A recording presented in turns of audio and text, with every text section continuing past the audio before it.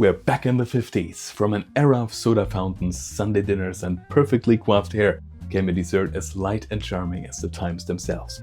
Whipped Jell-O parfaits. Light, fluffy and layered with fruit. These pastel treats weren't just sweet, they were a conversation piece and the perfect refreshing summer dessert. And the best part, they're just as easy to make today as they were back then. So now, we're bringing that sweet fluffy magic back.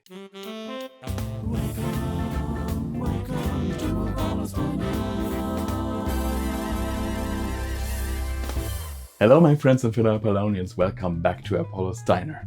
I'm your host Apaulo Jupiter, and today we're making a dessert that's light as air, sweet as summer and layered like a dream. The classic Jell-O Whip Parfait. It was the ultimate post-war kitchen magic. Whip it, layer it, chill it, and suddenly you had a pastel showstopper made from something as simple as a box of powdered gelatin. Let's get started!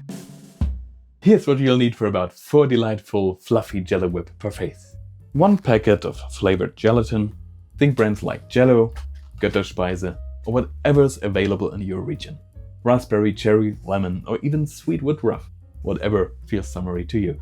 500 milliliters or about 2 cups of water, or whatever your brand calls for. 80 to 100 grams or about half a cup of sugar if your gelatin isn't pre-sweetened. Be sure to double check the package. A pinch of salt, it brings out the flavor nicely.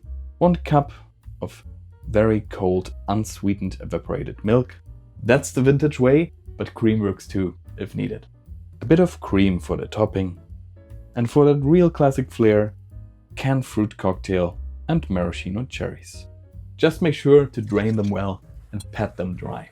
Be careful, fresh pineapple, papaya, kiwi or figs can keep the gelatin from setting, so stick with canned fruit for that original retro choice. And that's it! Simple ingredients with a little mid-century magic. Let's bring this fluffy delight to life. The first step is nice and easy. Prepare your gelatin just as instructed on your specific package. For me, that means mixing the powder with about 80 grams or about half a cup of sugar. Mine comes unsweetened. And then adding 500 milliliters or about 2 cups of water. Heat it up and stir until everything is fully dissolved. Then add a small pinch of salt, give it one last stir and set it aside to cool. And that's already it. Now if your brand uses a slightly different method, make sure to follow those instructions exactly. Once we get to the cooling stage, we're all on the same page again. Now it's time to let the gelatin cool until it reaches the perfect texture. Slightly thickened and syrupy, but not yet set. This usually takes about 30 to 90 minutes in the fridge, depending on your bowl and your fridge temperature. You're looking for something that gently coats the spoon, a bit like raw egg whites. Too early and it's too runny to whip. Too late and it'll be finished jelly, which, although delicious, is not what we want today. My tip, let it cool for about 30 to 45 minutes, then start checking it every 10 minutes. It will probably feel like this, but getting the texture right here really makes all the difference. The moment you think, I'll just check it later, it's usually the moment it magically turns into fully set jelly. Don't ask me how I know. Okay, while the gelatin is chilling, it's time to get the milk ready. You'll want 1 cup of unsweetened evaporated milk, and it has to be very well chilled. I like to pop it in the freezer for about 15 to 20 minutes. It should be ice cold, but not frozen. Don't put it in too early. Once it freezes, it won't whip properly. So aim for as cold as possible without turning it into a popsicle. Only when the milk is really cold will it whip the way we want it to. If evaporated milk feels like a hassle, or if a little mishap occurred, no worries. You can absolutely use cream instead. The colder, the better, though cream is a little more forgiving. That said, evaporated milk brings a unique taste to the table. It's what the original recipe was really all about. And here's a little extra tip. Chill your mixing bowl and beaters too. It helps keep the fluff nice and stable. So once your gelatin has reached the syrupy stage, take it out of the fridge so it doesn't set any further. Your milk should be cold enough by now, so it's time to whip. Use a hand mixer or a beater and whip until you get soft peaks. Light and airy, like a vintage mousse. If it doesn't quite hold peaks, don't worry. As long as it's gotten somewhat fluffy, it'll still blend beautifully once folded into the gelatin.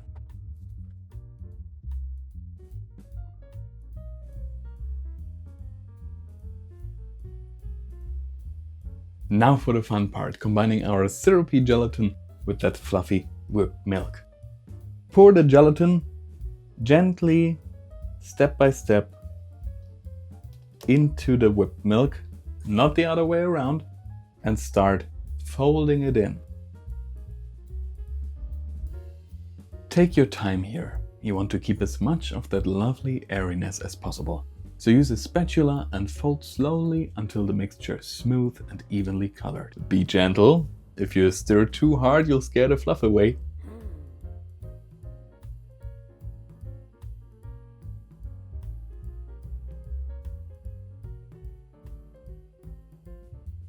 Once it's fully blended, you should have a light mousse-like texture that feels like it could float away.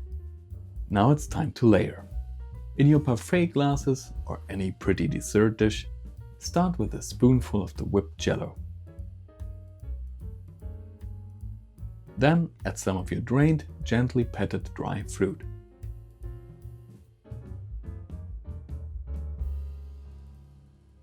Keep alternating until you reach the top, and be sure to leave a little room for whipped cream later on.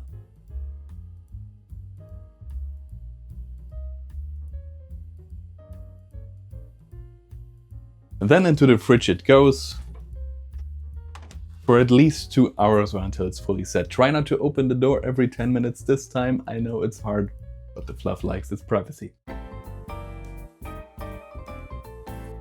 Once your parfaits are fully set, it's time for the finishing touch. Prepare the whipped cream by, you guessed it, whipping the cream with a little sugar.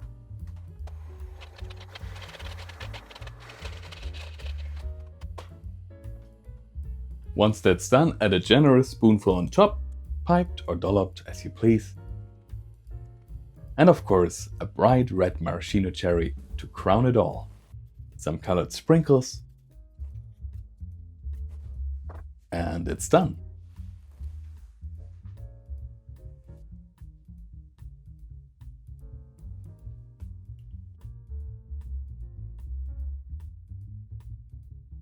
It's sweet, it's fluffy, it's charming. And it might just be the prettiest dessert ever to come out of a can in a packet.